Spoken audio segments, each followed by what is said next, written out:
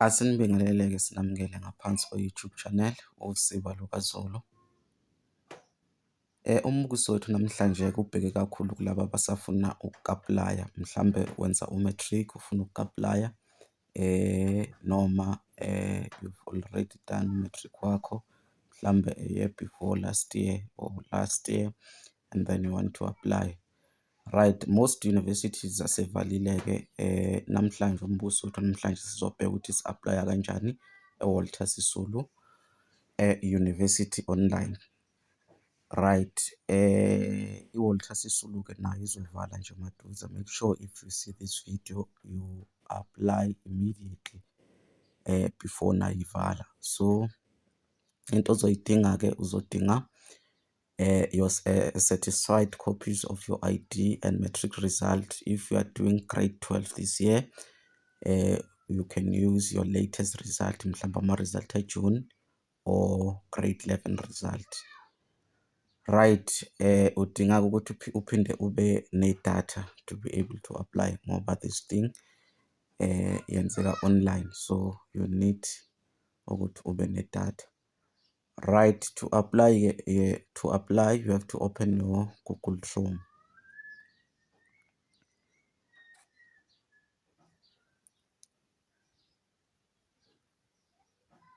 And then you type lapha Walter Sisulu online application.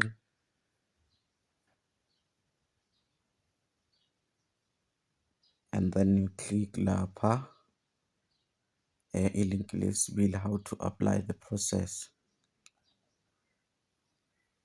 Once you click la, you will scroll down and then you click lapha ku apply here, lapha ku apply here, you click corner.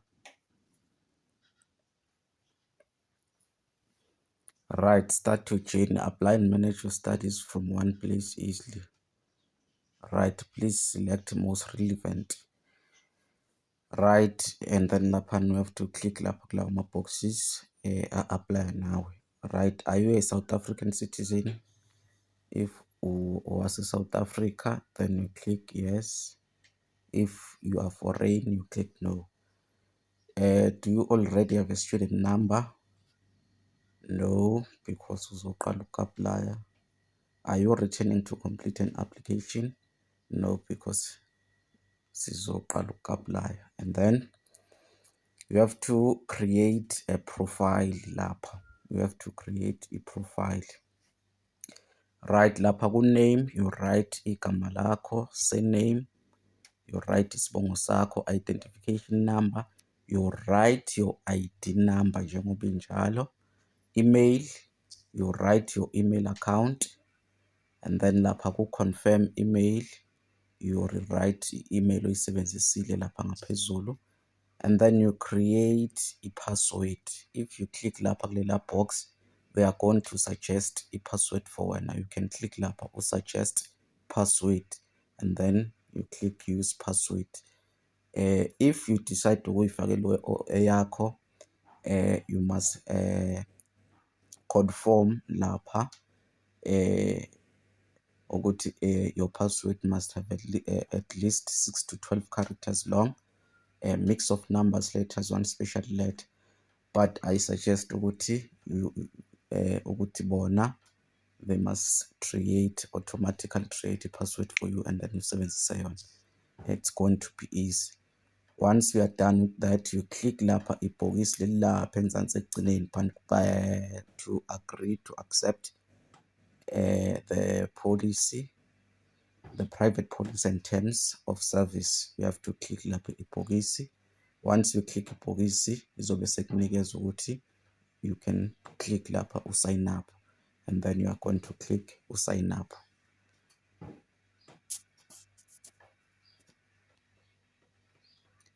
Right, once you filled all the requirements, then you click lapha sign up. Nang lapha you click sign up.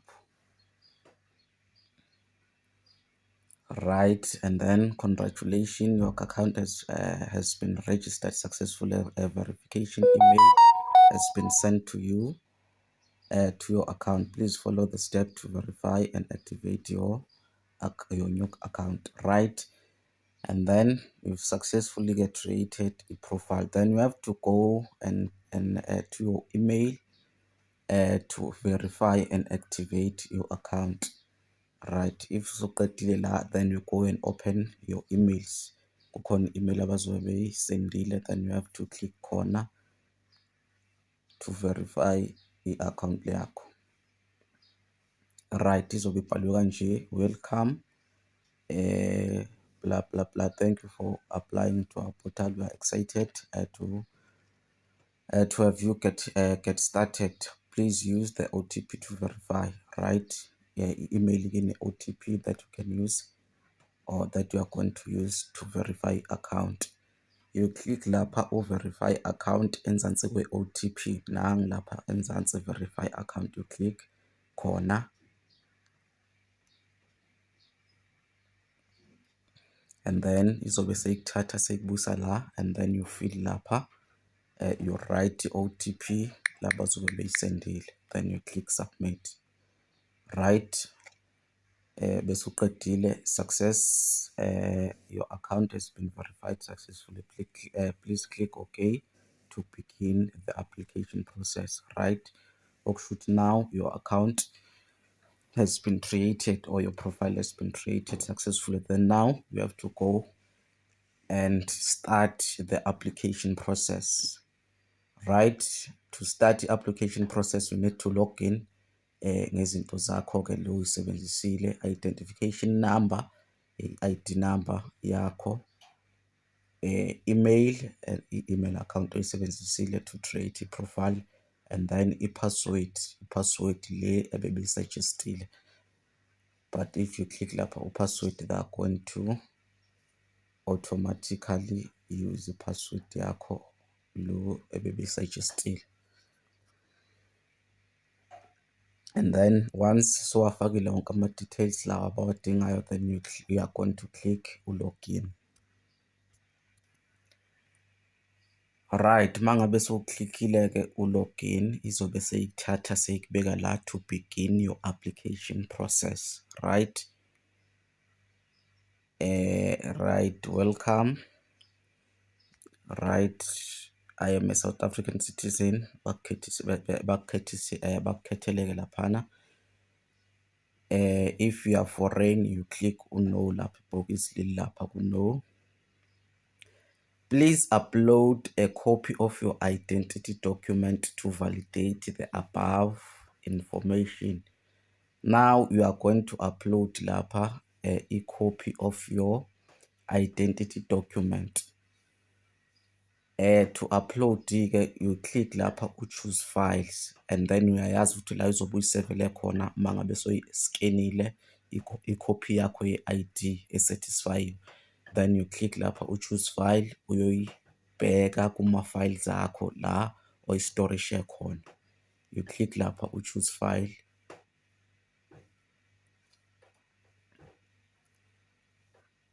and then uzobe sozoyibheka ke la uyisevele khona. If uyisevele kwi-memory card, you click lapha u-SD card. If isefonini, you click lapha ifoni yakho.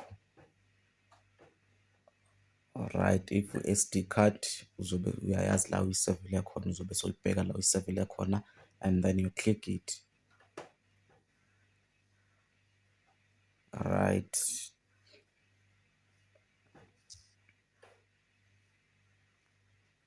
you click your ID,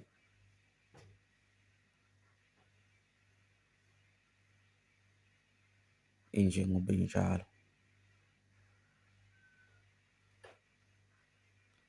and then you click upload once you are done, right? PDF files larger than 3 MB are supported, right?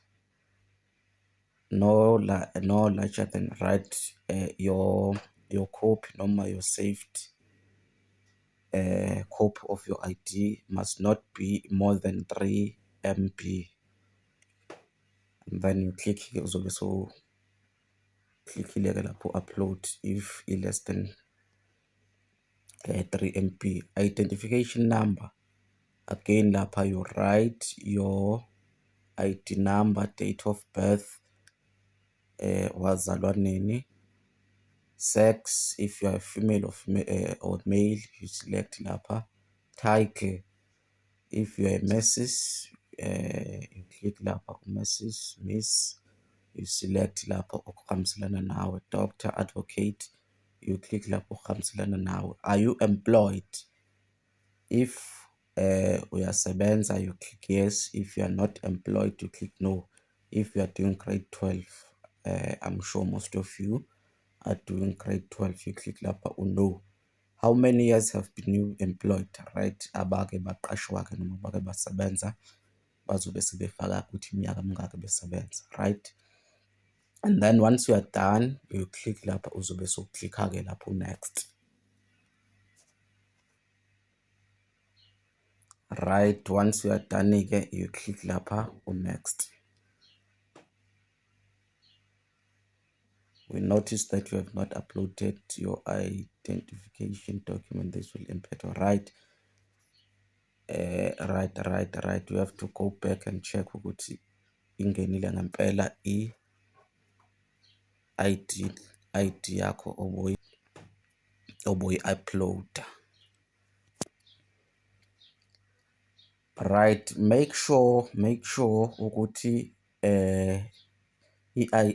your file ye-ID yakho uma ngabe uyisave lapha, there is no space. Mhlawumbe uma ngabe uyisave with your name and surname, ungashiyi space, mhlawumbe ukuhlanganise kube igama elilodwa, kungabi na space. Uma ngabe uyisave mhlawumbe uzothi mhlawumbe uThami Sokhulu, make sure ukuthi kuyahlangana, akukho space between igama lakho nesibongo sakho to successfully upload your ID. Right, if so wenze njalo-ke uzobe soyiselecta-ke kuma-files akho, and then you click lapha u-upload. Right, your file uploaded successfully, then you go down and then you click lapha next.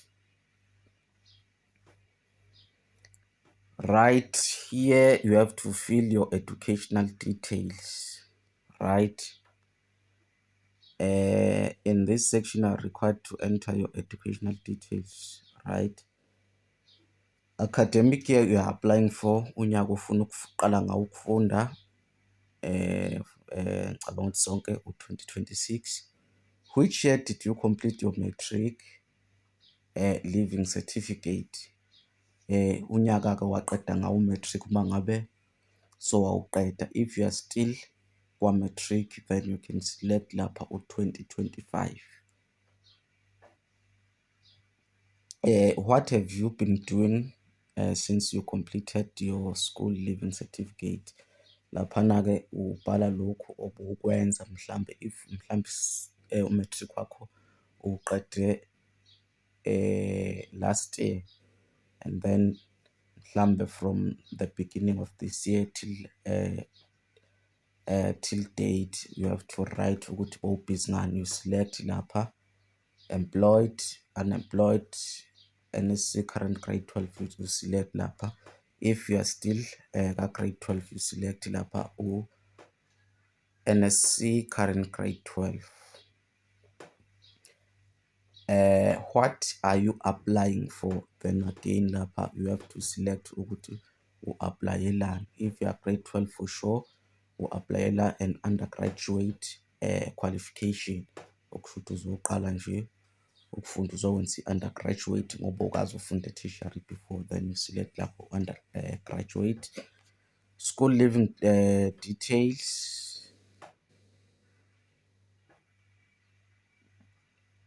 Right, you select no lapha ku-token. Are you RPL student? No. Is your school leaving certificate South African or international? If walana South Africa for sure, yeah, khona la South Africa. If you are foreign, noma ume-matric wakho wenze outside South Africa, then you have to select lapho on international. Are you upgrading your school living certificate? If you are upgrader, mhlambe upgrader this year, uqede ngonyaka ondlule this year, upgrader, you select yes lapha. If you are if you are still a grade 12, no lapha. Please indicate the endorsement from your school living certificate. Then you have to select lapha. If you are grade 12, uzoba ne option lapha, grade 12 student. Then you select your. Please indicate the school you completed your education from. Right, laphana-ke you select school owafundela kuso grade 12. If you are still a high school noma grade 12, you have to search for the name of your school owenzela kuso umatric wakho. Right, and then once you are done, you click continue ke lapha.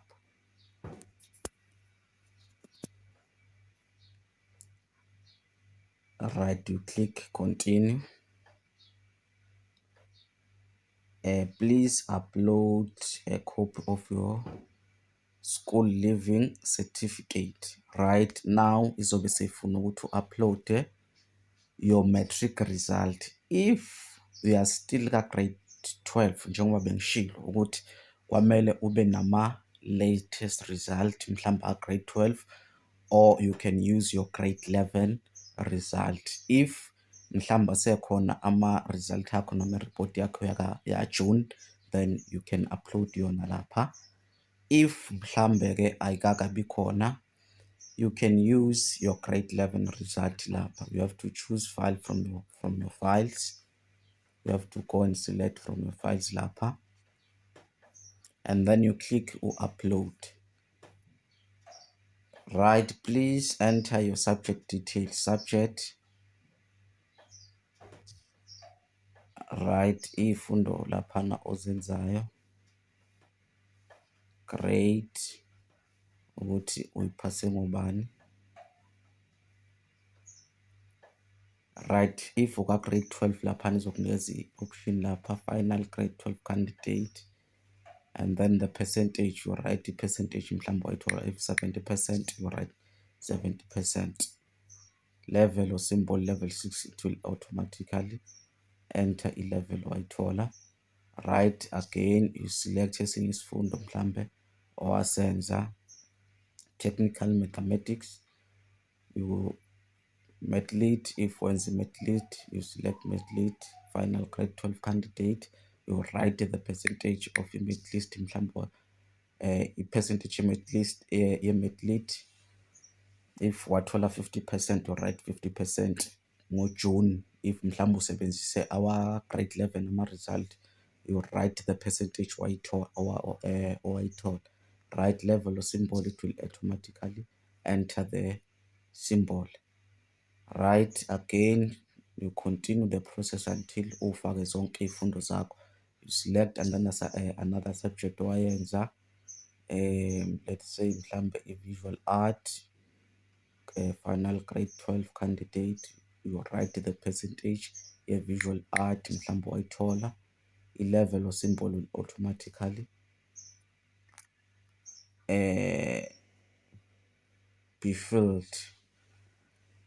Right, ubhaleke wonke ama-subject owawenza. If mhlambe sowufike lapha ekugcineni khona sashoda, then you click lapha add additional subject, you click lapha plus loya, and then izobe seyiqhubeka futhi seyiku-addela njengoba ubona, and then you enter the details mhlambe yaleyo subject esobe izobe isashoda. Once you are done, and then you're gonna click lapha next. Right, once you've filled all the subject owazenza, then you can click lapha next. Right, your educational details were saved successfully.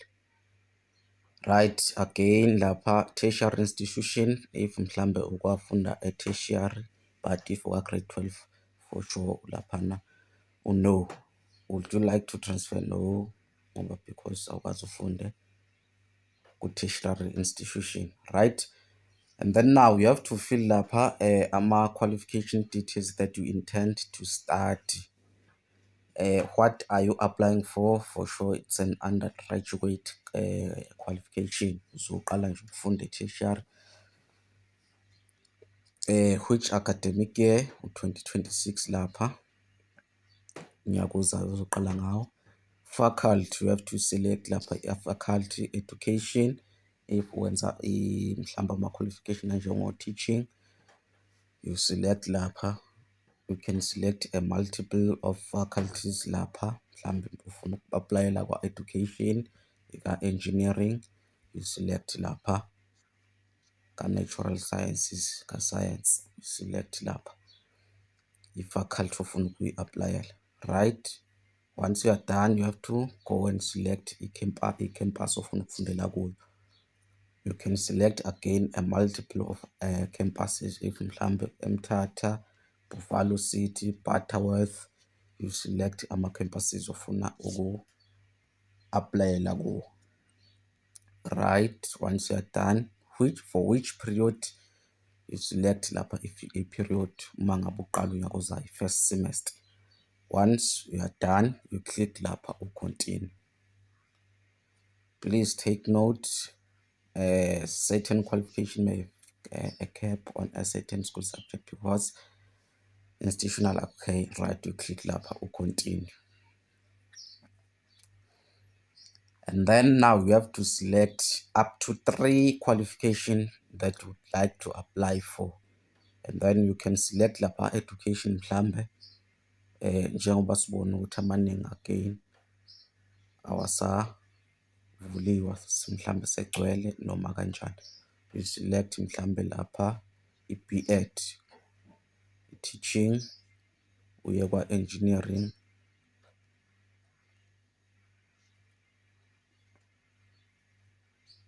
and then you select nakhona natural science, right? Make sure ukuthi uselect la asuke savuliwe, because you see lapha you do not fulfill the eligible requirements for this one, right? Bayakuvezela-ke laphana ama-qualification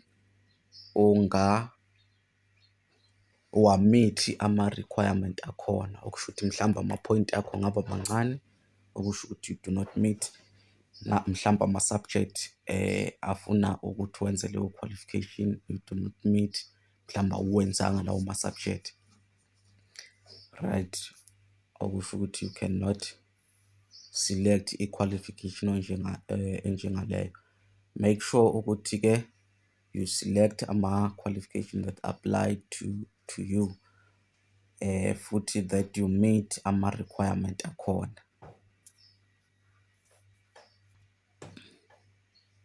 right? You select that apply or that you meet ama-requirement akhona, right? You can select up to 3. Diploma in fine art, you can choose from a multiple, right? Ingcono-ke this one, because iyakuvezela ukuthi you do not meet the requirement for this qualification. Ayikunikeza i-option yokuthi uselect i-qualification ongawamithi ama-requirement akhona, ngoba kwesinye isikhathi kuyenzeka ukuthi amanye ama-institutions ayakuvumela ukuthi uselect even the qualification that you do not meet. Mhlawumbe uma ngabe sowu-aplayile ebese mhlawumbe sowulindile i-status sakho sithi mhlawumbe i-application yakho ayiphumelelanga because you do not meet ama-requirement emva kwesikhathi sowulindile, and then awusakwazi ukubuyela emuva uqale phansi. So le i-right because iyakunikeza ama-qualification that you meet ama-requirement akhona, so you select a-applya noma that you meet ama-requirement akhona, and then you click continue, right? Izobe seyikuvezela-ke your qualification owaselectile, then you have to select ukuthi iphi ufuna ukuqala ngayo mhlambe uku-aplayela yona. You select mhlawumbe ukuthi le i-choice 1, if mhlambe liyana is not successfully choice 2, then kuzobe sekubhekwa ku-choice 2. If nakhona is not successfully, they are going to see if uyaphumelela yini ku-choice 3. So you select lapha nama-choices ukuthi yiphi yokuqala ufuna uku-aplayela if is unsuccessfully, and then they are going to check choice 2 kanjalo no-3. Then if you are done, you click continue. Applicant information, then you have to fill home language. You select the home language yakho, Sotho, Swati. You select Zulu, your home language. Write your ethnic group, black if you are black, colored if you are colored, white, you select white. Right, physical address, ufaka i-address yalapho uhlala khona. Right, you click lapha street name, you write address njengoba injalo, street gama lemgwaqo, suburb, city, province, and i-postal code. Right,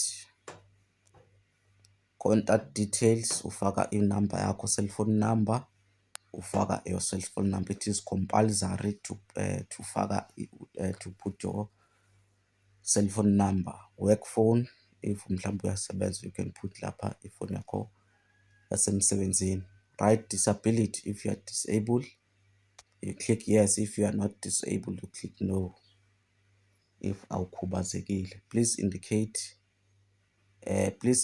yes if you are interested in applying for i-accommodation. Right, if mhlambe ufuna i-res noma indawo yokuhlala, you click lapha yes. If awuyidingi indawo yokuhlala, you click no.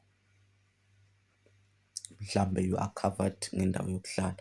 Then once you are done, you click lapha next. Right, once you are done you click lapha next. Next of kin, umuntu oseduzane nawe mhlambe that can be reached on your behalf. Mhlambe if awutholakali, a person that can be contacted, uyabhala lapha igama lakhe, isibongo sakhe, email yakhe, i-cellphone number yakhe, i-relationship, you select lapha. If it's your brother, if your aunt, your mother, your cousin, you select lapha. Right, does your parent or guardian work at the institution? If mhlawumbe unomzali noma umuntu okubhekile osebenza khona ngaphakathi kwi-institution, you click yes. If akekho, you click no. Right, account payer information, umuntu ozokukhokhela your tuition fees. Mhlambe if you apply for i-bursary njengo-NSFAS, you click lapha u-public bursary. Are you a student responsible? If mhlambe or responsible for paying your fees, you click yes. If uzobe ukhokhela ama-fees akho. If not, you click no. Who will be responsible? Then you select lapha ukuthi ozokukhokhela, friend or family, company mhlambe thizeni, noma u-NSFAS if u-aplayelile. If you've already applied for u-NSFAS, you can write the reference number lapha ku-reference number. Once you're done, you click next. Alright, once you've filled all your personal details, then you click lapha next.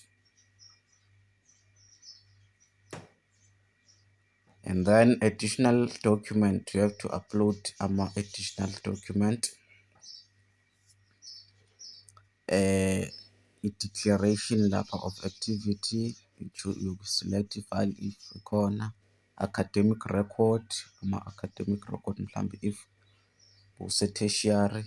School report, i-report lakho lasesikolweni mhlambe if uka-grade 12 mhlambe usebenzise ama-result aka-June, noma i-report yakho ya-grade 11, matric certificate if mhlambe umuntu oqedile, then you go and select. Once you are done, you click lapha continue. And then check and confirm, we are going to check wonke ama-details owafakile lapha. If right wonke, If a-right wonke ama-details owafakile, you click laphana usubmit application, you are done. If zonke izinto zobe se-right, you click lapho usubmit application, you are done then.